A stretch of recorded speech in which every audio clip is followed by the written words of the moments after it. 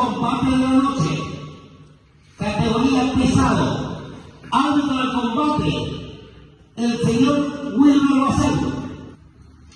Categoría pesado. Llamamos al boxeador de la esquina roja,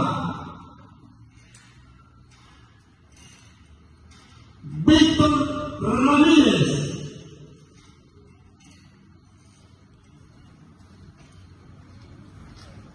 De la ciudad de Argentina.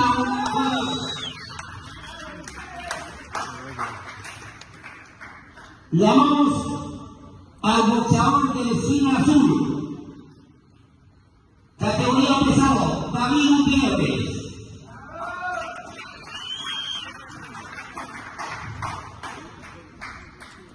Víctor Ramírez, de un balanza 103-700. David Gutiérrez, de un peso 113-100. Pelea pactada a 10 rounds.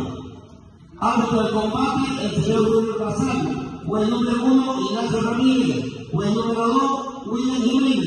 Juez número 3, Miguel Ángel Vargas. Médico Marcelo Lara. Cronometrista Nito Ocampo. Fiscal general Richard Torres, Jorge Messi. Pelea pactada a 10 rounds. Primer round.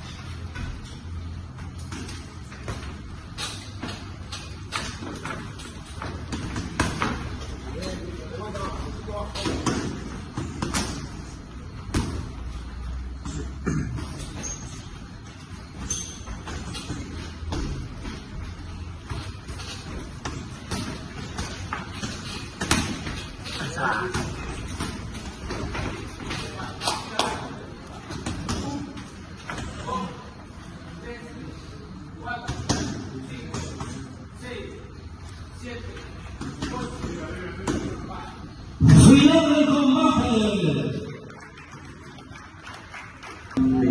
Boxeadores al centro. Resultado del segundo combate de la noche, categoría pesado. Ganador por nocaut en el primer round a los 55 segundos. Esquina roja, Víctor